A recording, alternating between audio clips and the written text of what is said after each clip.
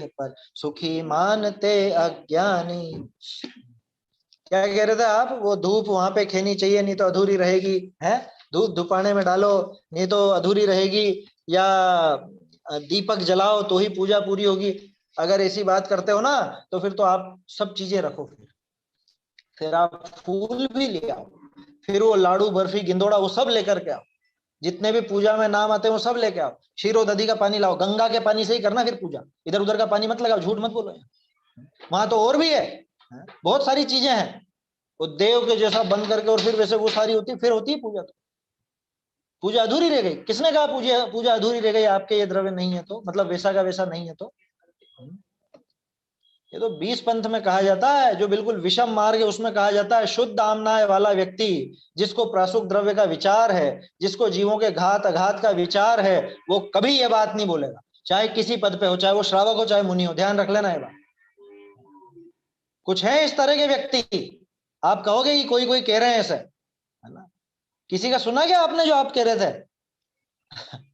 है ना? नाम लेने की आवश्यकता नहीं, लेकिन अगर किसी का सुना भी हो तो बिल्कुल झूठ है, साफ झूठ है। हाँ, ये कहा है। और क्या तर्क दिया? तर्क क्या दिया? तर्क बताओ आप तो। ये दिया है कि अकृत्रिम चितालय में भी स्तूप बड़े बड़े धूप के जलाते हैं, और शुद्ध तेरापंथी भी ये अग्नि नहीं जलावो तो मिथ्या दृष्टि है, अधूरी त्योहार है।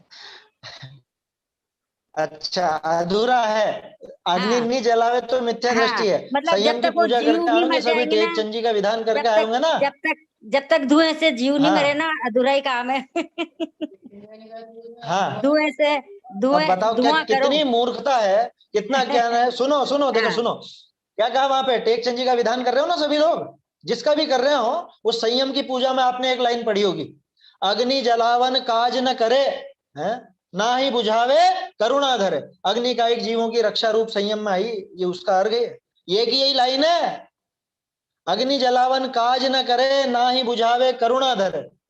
हम तो ये पढ़ के आए साहब, अब कैसे आप, हमको समझ में नहीं आती। आग जलाए बिना पूजा कर ली तो मिथ्या दृष्टि होगी, ये कैसी परिभाषा लेके आए?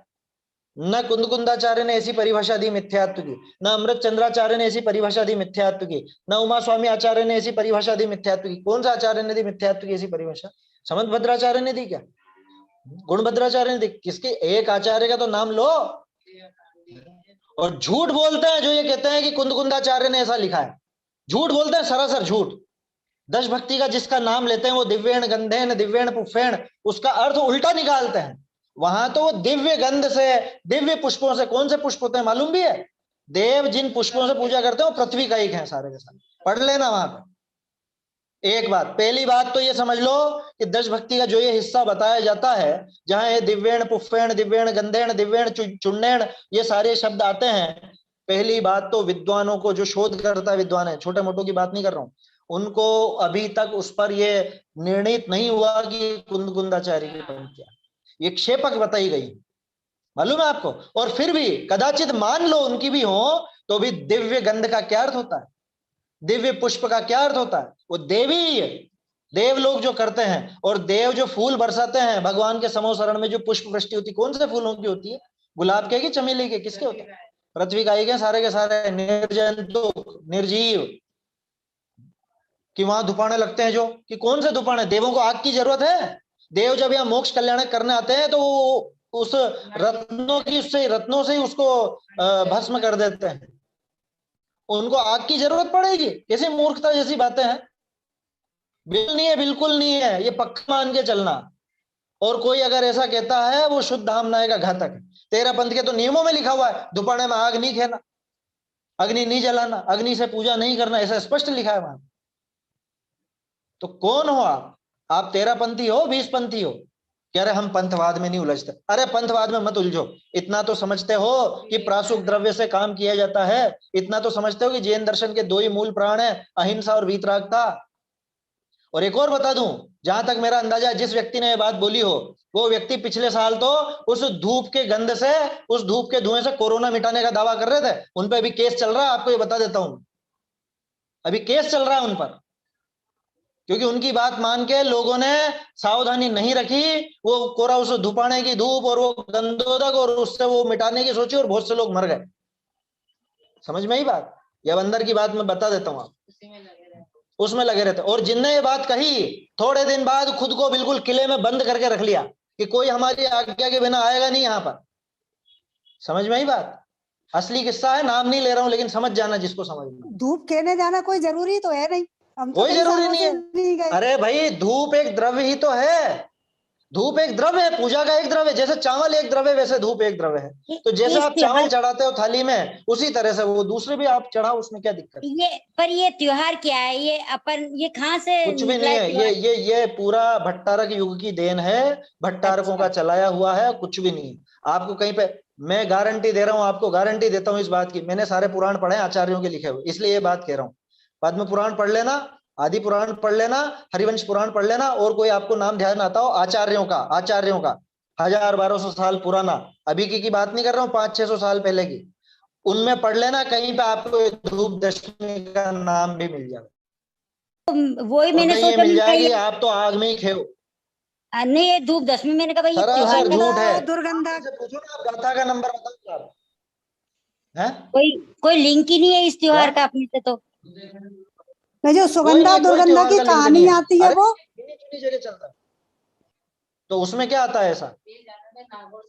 तो उसमें दिया है कि वो सुगंधा दुर्गंध आती दुर्गंधा थी की उसके कहानी भी शरीर आती में, है। तो वो उसने व्रत किए तो हाँ। उसका शरीर सुगंधमय हो गया, ऐसा कुछ। मैं क्या कह रहा हूं आपसे, ये कहानी आचार्य की लिखी हुई है कि अभी की लिखी हुई है? अभी के लिखे हुए में 500-600 साल में तो रोट तीज की भी कहानी मिल जाएगी। रोट बना के वो जिंदा कर लिया उन्होंने लोगों को, हैं? कि रोट खीर खाए और लोग बाग भी वो मरे हुए का नाम का चढ़ाए और वो जिंदा हो गए। ऐसी मूर्खता हमारे जैन दर्शन में चलती है क्या? ये बिल्कुल मिथ्यात्व के पोषक हैं ये पर्व, अगर आप इस तरह से मनाते। समझ में ही बात, ग्रहित मिथ्यात्व है ये रोट तीज हो गया या कुछ भी हो गया, ऐसे ही इसका नाम जो सुगंध दशमी रख दिया लोगों ने, है? अब सोचो तो सही, जो लोग वो रोज एक एक दिन का मानते हैं ना कि आज क्षमा का, आज अपन तो सारे ही दिन सारे ही मानते हैं, लेकिन किसी के दिमाग में अगर ऐसा भी हो कि आज कौन सा दिन है फिर? संयम का। और संयम के दिन तो सभी प्राणियों की रक्षा का भाव था, है ना? संयम के दिन तो सभी प्राणियों की रक्षा, और उसी आज दिन तो जाकर के तुम आग में तप का डालोगे। दिन है, तप है, आज तप का दिन है। ठीक है, वो तो आज है, हमेशा तो ये संयम के दिन आता है दशमी को। आज तो इस बार तो चौथ से चालू हो गया तो, और काई का वो तो अपन तो 10 दिन 10 धर्म के हैं, 10 लक्षण के हैं, है ना? एक और चीज, अगर ये आग में डालने से कर्मों का नाश होता हो तो मैं तो क्विंटल भर के डाल दूंगा अभी आज। अगर उससे नष्ट होता हो, कर्म नष्ट हो जाते हो आग में खेने से, तो इतनी सी क्यों डालो, जरा सी क्यों डालो? कंजूस हो क्या? सारे ही कर्म ये नष्ट तो करो ना, दुनिया भर की ये खरीद लाओ, तो डाल दो, फिर एक मोक्ष साथ ही सरल आग हो लगाओ, जाएगा, मोक्ष आसान जाना हो बहुत जाएगा सरल फिर हो मोक्ष। जाएगा। सरल मुझे ये रास्ता हो जाएगा। बताओ, कौन कौन गया आज तक, कहीं ऐसा पढ़ने में आया आपको कि उसने इतनी धूप खई तो उसके ऐसा ज्ञानावरणी नष्ट हो गया? उसने ऐसी धूप खई आग में तो उसके दर्शनावरणी नष्ट हो गया, ये उसके उससे दूसरे दूसरे कार्य दूसरे जो कर्म थे वो नष्ट हो गए। हाँ। समझ में ही बात, ये अग्नि के खेने से अगर, अरे आप बोलते हो पूजा में ये धूप अनल में खेने से कर्मों को नहीं जलाएगी, निज में निज की शक्ति ज्वाला जो राग द्वेष नशाएगी। असली आग तो वो जलाओ ध्यान की अग्नि से, कर्म रूपी धूप को नष्ट किया, भस्म किया, ऐसे ऐसे प्रयोग है। हाँ, समझ में ही बात। और पुराने जो आचार है उनका पढ़ो भैया, थोड़ा दिमाग साफ रखो। अच्छा एक और चीज, अगर वो बहुत अच्छी चीज है तो आप वो उसमें ही मुंह करके बैठो ना, उस धुपाने में, वो आग खेरे वहीं पे खड़े रहो, और जो ये उपदेश दे रहे हैं उनके चारों तरफ लगा दो, क्या उनके चारों तरफ की मुनिराज आपकी, भगवान आपकी, ये जोरदार हो जाएगा काम, सारे कर्म अभी नष्ट होते हैं। आपके चारों तरफ हमने धुपाने लगा दिए हैं और इनमें हम धमाधम धूप खेते हैं। अब इस दुर्गंध में, ये दुर्गंध क्या, उनके नजर में तो सुगंध है, उनकी नजर में धर्म है, तो आपको सबसे ज्यादा धर्म होगा। क्या होगा? वो 700 मुनिराज की कल्पना करो, उस धुएं से क्या हुआ था, और आपको लगता है इसमें धर्म है? ये धुआं करने में धर्म है? वो पढ़ लेना किससे, वो किसका था, मधु और चंद्रभागा किसका था, काई से मरे थे? वो रात को वो धूपायन लगाए जाते थे सुगंध के लिए, तो धूपायन के धुएं से उनका दम घुट गया और मर गए। ये पुराण का किस्सा है। हाँ, आदिनाथ जी का, उनका भी यही किस्सा है, और मधु और चंद्रभागा भी यही किस्सा है। आदिनाथ जी जो वो वज्रजंग के भाव में, वज्रजंग और श्रीमती, श्रीमती का जीव जो बाद में श्रेयांश राजा बना, वो पढ़ लेना कैसे मौत हुई थी उनकी। वो धूपायन से रात भर में वो धुआं बढ़ता रहा, खिड़की खोलना भूल गए थे तो वो धुएं में मर गए। अब बोलो इस धुएं से धर्म होता है क्या? इस आग से कैसे धर्म होगा? यहाँ तो हम पढ़ के आए हैं अग्नि जलावन काज न करे, और इसी दिन आग जलानी और इसमें ही खेना है। ये कहाँ की बुद्धिमत्ता है? सरासर झूठ है, सरासर। कोई अगर सभा में बोलता हो, ये मेरे सामने जिनवाणी रखी, इस पर हाथ रख करके बोल रहा हूं मैं ये बात, और जो प्रमाण देने की बात करता है तो उससे बोलना है कि आप ग्रंथ का नाम बताओ और गाथा का नंबर बताओ हमको, हम देखते हैं, तलाश करते हैं साहब आपकी बात भी सच है। नहीं देंगे। कोरा कह देने से क्या होता है कि शास्त्रों में लिखा है। मैं ही कह दूं आपसे शास्त्रों में लिखा है, ये इतनी ऊपर से यूं पानी पीने से धर्म होता है, ऐसा पानी पियो ऊपर से इसमें धर्म हो जाएगा। मैं कह दूंगा लिखा है शास्त्र, कौन से शास्त्र में कहाँ है? कुछ प्रमाण तो दो। है वो धूप कर्म है क्या? ये बताओ कर्म कैसे नष्ट होंगे? वो जो धूप है वो लकड़ी का चूरा है, बुरादा है, वो कर्म है क्या जो आप उसको खेओगे और कर्म नष्ट हो जाए? थोड़ा विचार करो भाई। जैन धर्म दो चीजों से चलता है, वीतरागता और अहिंसा। जिसमें बहुत हिंसा होती हो वहां तो अग्नि का एक जीव भी मरेंगे। आया समझ में? अग्नि का एक जीव भी मरेंगे, वायु का एक जीव भी मरेंगे, सारे के सारे मरेंगे, उनका मोक्ष होएगा। मोक्ष होएगा माने उनका मरण हो रहा है, तुम्हारा कुछ भी नहीं होता। धर्म नहीं है, बिल्कुल धर्म नहीं है। कि तो क्या करें? अरे चढ़ा दो, यूं ही चढ़ाना है तो। एक और चीज, सूर्यास्त के बाद द्रव्य नहीं चढ़ाया जाता है। तो कोई ऐसा पक्ष रखे कि शाम को ही करके आएंगे। किस बात के लिए करके आएंगे शाम को? सुबह क्यों नहीं? सुबह मना है क्या? सुबह आप सभी मंदिरों में जाकर के दर्शन करो तो कोई मना है क्या? ये पद्धति जाने कहां से चल पड़ी हम लोगों में? शाम को क्यों जाना है? शाम को तो रोज जाते हैं ना मंदिर, वैसे जाओ, द्रव्य लेके मत जाना शाम को। समझ में ही बात? सूर्योदय और सूर्यास्त, इसका ध्यान रखो। बहुत से लोग सूर्योदय के पहले ही द्रव्य चढ़ाने लग जाते हैं। अंधेरे में, अंधेरा के हल्का फुल्का उजाला होता है जिसमें समझते हैं कि हाँ ठीक है अब चढ़ा दें, उसमें द्रव्य नहीं चढ़ाया जाता। सूर्यास्त के बाद द्रव्य नहीं चढ़ाया जाता, बल्कि कायदे से तो कई जगह पे ऐसा आता है चर्चा ग्रंथों में कि मध्याह्न के बाद द्रव्य नहीं चढ़ाया जाता। आया समझ में? मध्याह्न के बाद नहीं चढ़ाया जाता द्रव्य। तो फिर आप कैसे जाकर के चढ़ाओगे? आपको विकल्प, आप क्या करने जा रहे हो ये बताओ। धूप खेने में, वहां पे धूप चढ़ाने में धर्म होगा कि जिनके दर्शन कर रहे हो उनके दर्शन करने में होगा? तो वो तो अभी सुबह ही चल जाओ ना। ये कहाँ लिखा रहा है कि शाम को ही जाना? तो दर्शन तो करेंगे नहीं, बस धूप उनको कोरा वो धूप चढ़ाने का उल्लास है और कुछ नहीं है। जुलूस का उल्लास है या साथ साथ जाने का, घूमने का उल्लास। अरे आज तो धूप दशमी, चलो। हम छोटे थे जो, हमको भी बहुत हो रहता था, पूरा समाज जाता था और उसका आगे आगे दौड़ दौड़ के हम पहले पहुंच जाते, हम पहले चल जाएंगे, हम पहले दर्शन कर। अरे भैया सुबह ही कर लेना, सुबह कोई मना है क्या?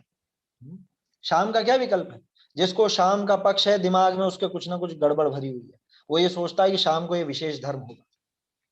ध्यान रखना, शाम को मंदिर जाने की मना नहीं कर रहा हूं मैं। ये आज विशेष दिन पर शाम को फेरी लगाना सब जगह और धूप चढ़ा करके आना, अगर ऐसा दिमाग में भरा हुआ है तो गड़बड़। रोज ही जाओ ना सभी। आप अभी जाओ ना, अभी क्या समस्या है? अभी द्रव्य चढ़ाओ, आप चावल चढ़ाओ या पुष्प चढ़ाओ, जो भी मतलब जो अपने अष्ट द्रव्य हैं, प्रासुक द्रव्य, उनमें से जो चढ़ाना है वो चढ़ाओ, कोई मना थोड़ी ना। प्रासुक होना चाहिए द्रव्य, निर्जंतुक होना चाहिए, अहिंसा पूर्वक कार्य होना चाहिए, इतना विवेक रखना। बाकी सारी बातें फालतू। समझ में आ रही है बात? किसी ने भी कही हो, कोई चंजी बोले, परवाह मत करना। धर्म दो के आधार से चलता, अहिंसा और वीतराग। और ये जो कार्य है इसमें हिंसा भी है और राग द्वेष भी भयंकर बढ़ता है। कि राग द्वेष कैसे बढ़ता है? कि वहां खड़े होके देखो ना, अकुलता होती है कि नहीं होती है? वहां जो धुआं निकलता है वहां पे राग द्वेष होगा कि नहीं होगा? वो सारा धुआं, आप मंदिर को गंदा करते हो उस धुएं से, वो जो धुआं चलेगा वो धुएं के बाद सारी दीवारें खाली होंगी। समझ में आ रही है बात? उसमें जीव मरेंगे, कर्मों का नाश नहीं होगा, जीवों का नाश जरूर होगा, है ना? और कौन सा आप शोध करके ले जा रहे हो? बाजार में बने हुए पैकेट लेके आते हो और उसके अंदर वो द्रव्य, पता नहीं कितने जीव हैं क्या हैं, वो सब बेचारे उसके उसमें भस्म हो जाते। इसकी हिंसा का दोष किसको है? ये विचार करना। अच्छा, और मक्खी मच्छर वगैरह जो चार इंद्रिय जीव हैं, ये तो मरते ही मरते हैं बेचारे उससे। बारिश में आप कभी भी जलाओ, मरेंगे ही सही वो उससे। बारिश में जीवन की उत्पत्ति भी बहुत ज्यादा होती ये हुल आउट वगैरह जलाते हो, क्या होता है इससे? वो कछुआ छाप जलाते थे लोग बाग पहले, या और कुछ नहीं करे, देशी उपाय करे तो वो नीम के डंठल वगैरह ला करके, पत्तियां ला करके जला देते हैं। क्या होता है उनसे? मरते हैं कि नहीं मरते हैं? सारे मरते हैं, पीड़ित होते हैं। मरे नहीं तो भागते हैं, पीड़ा पाते हैं, दुख पाते हैं। और आप धर्म क्या दूसरों को दुखी करने के लिए करते हो? इसलिए विचार करना भाई, है ना। कोई हो सकता है जिनको ये बात कम समझ में आए या कुछ ऐसा हुआ हो, तो विचार करना अच्छे से, गंभीरता से विचार करना। आज समय ज्यादा हो गया अपना, चलिए समाप्त करते हैं।